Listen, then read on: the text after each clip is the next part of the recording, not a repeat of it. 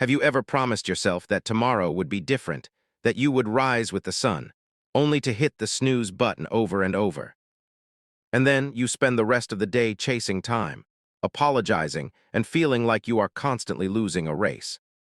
Have you ever felt that life isn't difficult because of massive disasters, but because of one tiny, bad habit that refuses to go away? If that sounds familiar, this story is for you. In a quiet town called Oak Valley, there lived a man named Arthur. Arthur was a good man.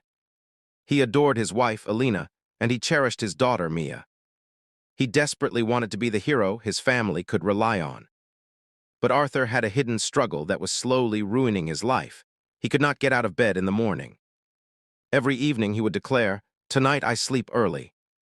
But every night he found himself scrolling through social media or watching just one more video until past midnight.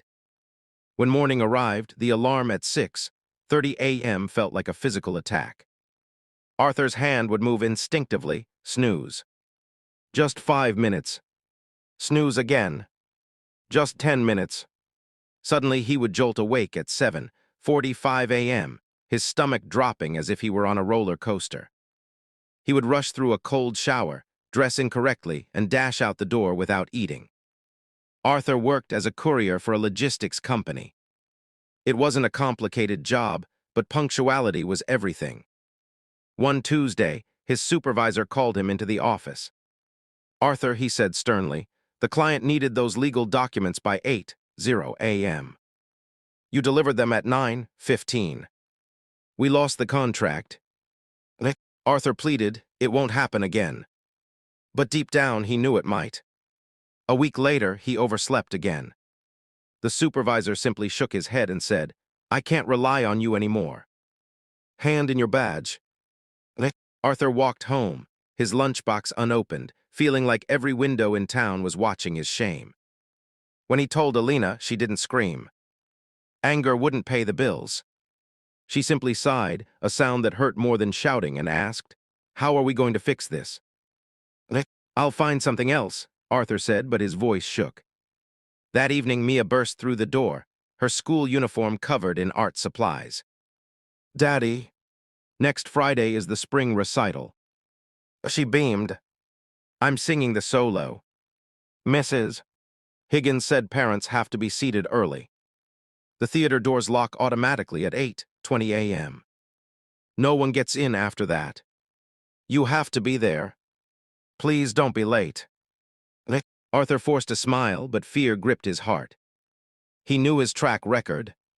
Still, he knelt down and said, "I promise, Mia. I'll be in the front row." Mia hugged him tightly. "I'll look for you," she whispered. On Wednesday, the school had a short open rehearsal. Arthur told himself he would go. But the morning trap caught him again, snooze, delay, panic. By the time he arrived, the rehearsal was over. He saw other parents leaving, chatting happily, while Mia stood alone in the hallway holding her sheet music. When she saw him through the glass doors, she didn't cry. She just turned her back to him. That silence broke Arthur's heart more than losing his paycheck. In the car later, Alina finally spoke. "You didn't just miss a song, Arthur. You missed her faith in you." Arthur couldn't sleep that night. The image of Mia turning away haunted him. At 5:00 a.m., unable to lie in bed any longer, he whispered, "I have to change." He dressed quietly and stepped out into the pre-dawn air. The town was still asleep. The streetlights hummed, and the air was crisp and cold. It felt peaceful, a world waiting to be born. Arthur walked until he reached a corner bakery that was already glowing with warm light. The sign read, "The Golden Hour Bakery." Inside, an elderly man with flour on his apron was kneading dough. He looked up. "Morning. You're up before the birds. Don't see that often." "I didn't do it on purpose," Arthur admitted, rubbing his tired eyes. "I just couldn't sleep." The baker poured him a black coffee. "Sid, you look like you're carrying the weight of the world." Arthur sat, warming his hands on the mug. "I'm Mr. Silas," the baker said. "I'm Arthur. Mr. Sela studied him. Let me guess. You're always running late. Arthur blinked. Is it that obvious? You have the frantic look of a man who is always 5 minutes behind, mister. Silas chuckled softly.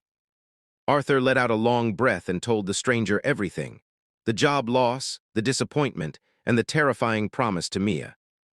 The doors lock at 8:20 next Friday, Arthur said. I promised I'd be there. But I don't trust myself. Mister. Silas wiped the counter. Listen, son. People think waking up early is about discipline. It's not. It's about ownership. When you wake up late, the day owns you. You react, you panic, you stumble. When you wake up early, you own the day. You have space to think. But my body fights me, Arthur said. Mister. Silas leaned in.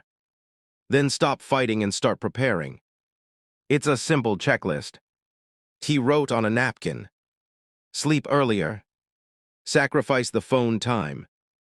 Move the phone across the room. Place a glass of water next to the alarm. Lay out your clothes the night before. Write down one goal for the morning. This changes you from a victim of the morning into the architect of your day, mister. Silas said. Arthur took the napkin. I want to be the architect, he whispered. I'm tired of being the victim. Arthur began to practice. On Thursday, he placed his phone on the dresser across the room. At 6:00 a.m., the alarm blared. His brain screamed at him to stay in the warmth, but he forced his feet onto the floor to turn off the noise. He drank the water immediately. The cool liquid woke up his insides. It didn't feel magical. It felt annoying. But as he stood there, he realized he wasn't rushing. He felt a strange sense of calm. He opened a notebook and wrote, must do, job hunt. Must not do, hit snooze. Grateful for a second chance. He went for a walk while the town slept. Because he was early, he was the first person at the employment agency. He didn't get a job that day, but he noticed that the rejection didn't sting as much. He wasn't desperate, he was composed. By Friday, Arthur woke up early again and went to help Mr. Silas at the bakery for a few hours in exchange for bread. You're on time, mister. Silas noted. That's the foundation of trust. The week went by. Arthur was tired, yes, but he felt less afraid. Then Thursday night arrived, the eve of the recital. Mia placed her costume on the sofa. She held up a sparkly silver star made of cardboard. Dad, can you carry this for me? I need it for the finale. Arthur took the star gently. I will bring it safely. Elena looked at him. Tomorrow is important. I know, Arthur said. He prepared like a soldier. Phone charged. Backup alarm set on Elena's phone. Suit ironed. Keys by the door. The silver star placed right on top of his wallet so he couldn't miss it. He wrote his timeline, 6:00 wake. 7:00 leave. 7:40 arrive. 8:20 doors close. He went to bed, silencing the doubts in his head. At 5:55 a.m., Arthur's eyes snapped open. He beat the alarm. He felt a surge of victory. He checked his phone, only 4% battery. He had forgotten to plug it in all the way. If he had slept in, the alarm would have died, and he would have failed. But because he was alert, he plugged it in, calmly got dressed, ate a full breakfast, and grabbed the silver star. He stepped out at 7:05 a.m. and nature threw its first challenge, a torrential downpour. The rain was blinding. Arthur took a deep breath. I have time, he reminded himself. He headed to the bus stop because his car was low on gas, and he didn't want to risk it.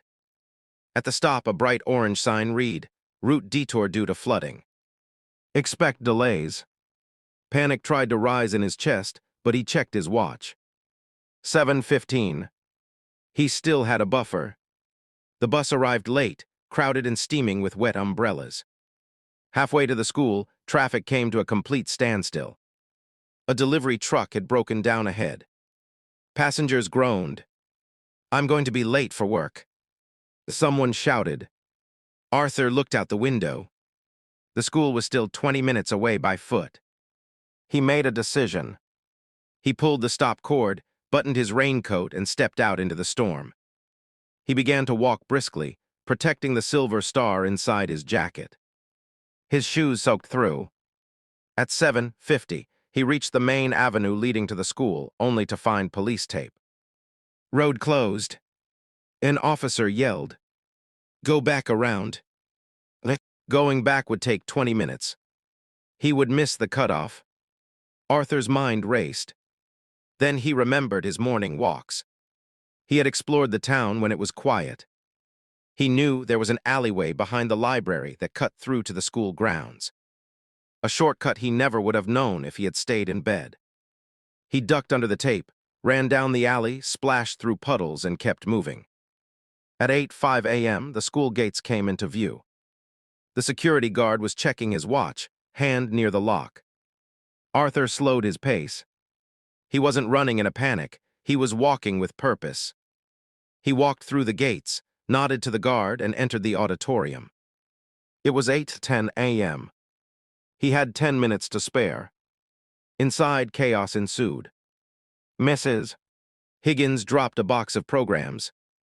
Arthur stepped forward and helped her gather them. "Thank you," she said, flustered. "Usually parents fly in here without looking." "I had plenty of time," Arthur smiled. "Mia has been asking for you, Mrs. Higgins said softly.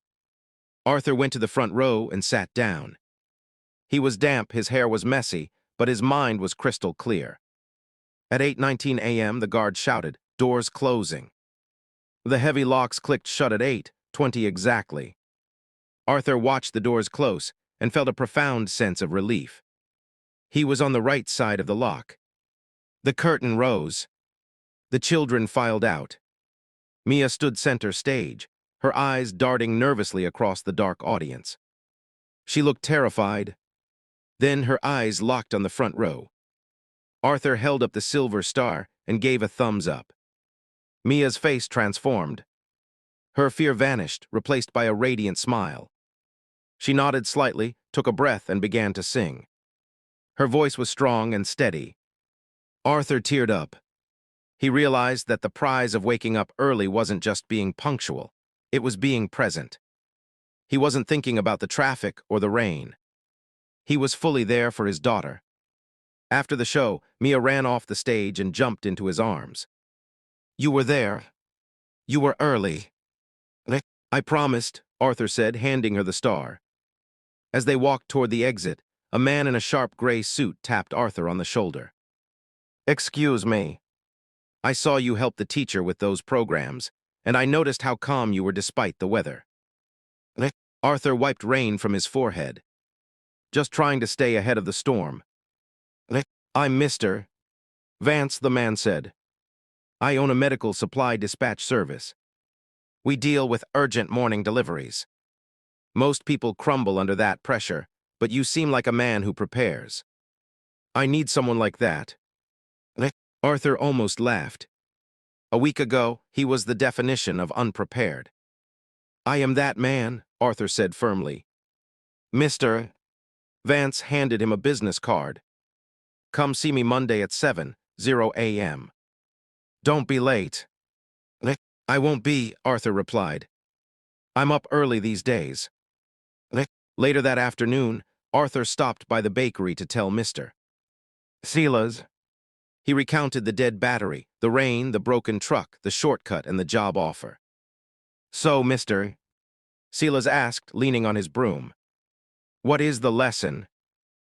Arthur thought for a moment. "Waking up early didn't stop the rain," he said. "It didn't fix the traffic. But it gave me the one thing I was always missing: options. When I was late, I had no choice but to fail. When I was early, I had the time to find a solution. I won today because I had time." Mr. Silas nodded. "Exactly. You didn't just control your alarm clock, Arthur. You controlled your life. And the moral of the story is this: The greatest gift of waking up early isn't just a few extra hours of work. It is the gift of control. When you conquer your morning, you stop reacting to the world and start choosing your path. You don't just show up on time. You show up for the people who need you, ready to face whatever the day brings.